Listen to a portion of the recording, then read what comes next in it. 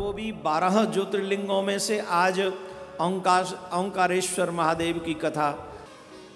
ओंकारेश्वर ज्योतिर्लिंग मध्य प्रदेश में है, नर्मदा नदी के तट पर उपस्थित है। एक समय देवर्षि नारद गोकर्ण नामक तीर्थ में जाकर भगवान शिव की आराधना कर रहे थे। देवर्षि नारद उस तीर्थ में आराधना करने के बाद और उस आराधना को जब पूर्ण हो गई तो भ्रमण करते हुए कुछ समय बाद नारद मुनि गिरिराज बिंद के पास पहुंचे।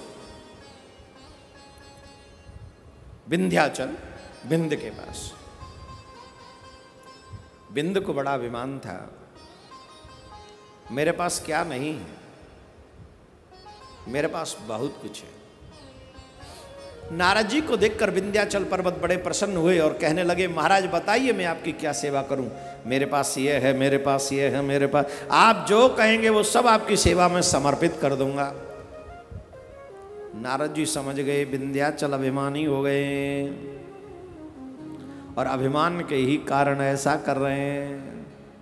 अच्छा, नारद जी भगवान का मन है और नारायण नारायण करते रहते हैं।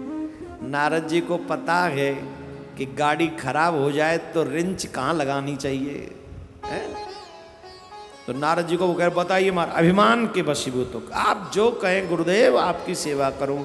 तो नारद जी, महाराज भी नारद जी थे, बड़ी लंबी सांस ली उन्होंने ऐसे करके और मुंह बना लिया।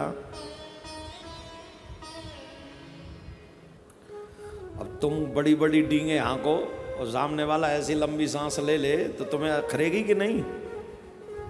गुरुदेव आप ऐसी सांसें क्यों ले रहे हैं, क्या बात है, क्या मैंने कुछ गलत कह दिया?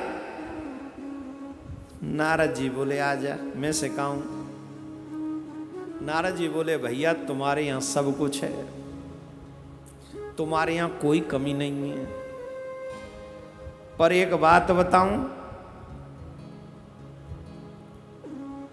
मेरू पर्वत तुमसे बहुत ऊंचा है।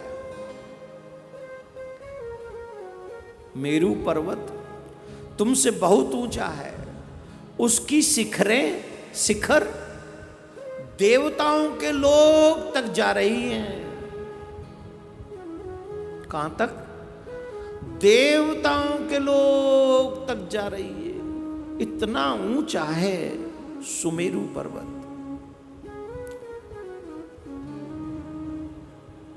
और तुम उनके आगे तो भैया क्या कहें, अब तुम्हें जितना मिला है उसी में संतुष्ट रहो।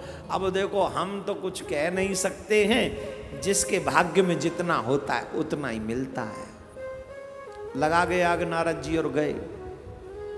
तो नारद जी महाराज विंध्याचल के घर में आग लगा गए। वो तो कहता था मेरे पास बहुत कुछ है। नारद जी बोले अभी दिखाते हैं कितना है। सुमेरु के बता के मेरू पर्वत पे इतना कुछ है, तुझ पे कुछ नहीं। अब महाराज इस बात से ही जलन हो गई, उसके पास इतना है मेरे पास कुछ नहीं। तो बिंद ने सोचा, बिंद पर्वत सोचने लगा मेरे जीवन को धिक्कार है कि मुझसे आगे मेरू पर्वत है, मैं क्या करूं, मुझे तो सबसे आगे निकलना है। आजकल आगे निकलने की होड़ बड़ी मजबूत है महाराज। पीछे वालों को देख के सुखी होने की इच्छा नहीं, बल्कि आगे वालों को देखकर दुखी होने की इच्छा है। हमसे आगे कैसे निकल गया कोई? तृष्णा, ये बहुत बुरी चीज है, ईर्ष्या।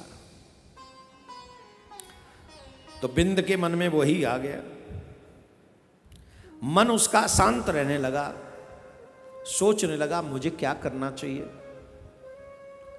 तुरंत उसके मन में विचार आया कि तुम्हारे भाग्य को बदलने की क्षमता अगर किसी में है तो भाग लहू मेट सकई त्रिपुरारी, भोलेनाथ तुम्हारा भाग्य बदल सकते। इसलिए सब कुछ त्याग कर भोलेनाथ की स्तुति वंदना करनी चाहिए। और वही निश्चय करके वह भगवान शंकर की शरण में गया। यह वर्तमान में जहां ओंकारेश्वर स्थित है वहां जाकर उसने भगवान शिव की पार्थिव मूर्ति बनाई। क्या बनाई? पार्थिव मूर्ति, जिसकी सेवा आप कर रहे हो इतने दिनों से। आपको लग रहा है पता नहीं क्या करवा रहे हैं गुरुजी। विंध्याचल पर्वत ने भगवान शिव की प्रार्थना की, स्तुति की, तपस्या की, पार्थिव शिवलिंग का पूजन किया 6 महीने तक कंटिन्यूअस। विंध्याचल पर्वत ने बहुत कठोर तपस्या की 6 महीने तक। तब भगवान भोलेनाथ ने प्रसन्न होकर उन्होंने विंध्याचल को अपना वह स्वरूप दिखलाया जो योगियों के लिए भी दुर्लभ है। और भगवान भोलेनाथ उनके समक्ष प्रस्तुत हुए, प्रकट हुए। बोले शंकर भगवान की जय। नमः पार्वती पतये हर हर महादेव। शंकर भगवान विंध्याचल के समक्ष प्रकट हुए। कहा, हे विंध्याचल, मैं तुमसे बड़ा प्रसन्न हूं, तुम्हारी सेवा से प्रसन्न हूं, तुम्हारी पूजा से प्रसन्न हूं, तुम्हारे प्रेम से, तुम्हारे समर्पण भाव से, तुम्हारी श्रद्धा से प्रसन्न हूं। मांगो, क्या चाहते हो, जो तुम कहोगे मैं तुम्हें दूंगा। याद रखें, जब भी जीवन में कठिन समय हो, जब भी जीवन में कठिन समय हो, आशुतोष भूत वावन भोलेनाथ की अर्चना, वंदना श्रद्धा सहित करनी चाहिए। जो तुम्हारे भाग्य में कुछ इधर उधर का लिखा है उसे मिटाने की क्षमता बाबा भोलेनाथ में है। तो मेरे प्यारे, विंध्याचल पर प्रसन्न होकर भगवान कहते हैं, मांगो तुम्हें क्या चाहिए। अच्छा, विंध्य तो आया ही था किसी कारण, बस समझ रहे ना किस कारण से आया। किस कारण से आया था?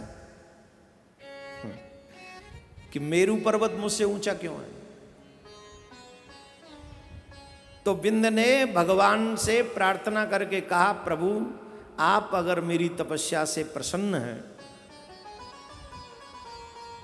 तो मुझे वह बुद्धि प्रदान कीजिए जो अपने कार्य को सिद्ध करने वाली हो। इसका मतलब है जो मैं सोचूं वो हो जाए।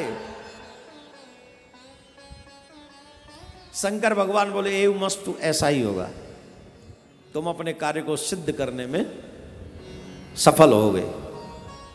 कह दिया। विंध्य प्रसन्न हुए।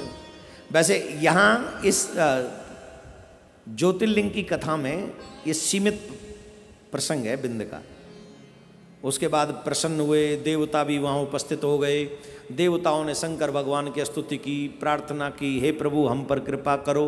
अब आप जब यहाँ आ ही गए हो तो हमेशा आप यहाँ उपस्थित रहो, यहीं पर विराजमान रहो और यहाँ जो आपका दर्शन करें उन सबका कल्याण करो। हे नाथ, आप ऐसे ही कृपा करो। तो भगवान भोलेनाथ ने देवताओं की प्रार्थना को सुनकर परमेश्वर से प्रसन्न हो गए और उन सबको सुख देने के लिए वहाँ पर वो शहर स्वीकार किया। और जो एक ओंकार लिंग था वह 2 स्वरूपों में विभक्त हो गया। पहला ओंकारेश्वर और दूसरा अमलेश्वर के नाम से संसार में प्रसिद्ध हुआ। ये दोनों ही शिवलिंग भक्तों को अभिष्ट फल प्रदान करने वाले हैं। उस समय देवता और ऋषियों ने उन दोनों लिंगों की खूब विधिवत पूजा की, अर्चन किया, वंदन किया, अभिषेक किया। बोलो ओंकारेश्वर महादेव की जय।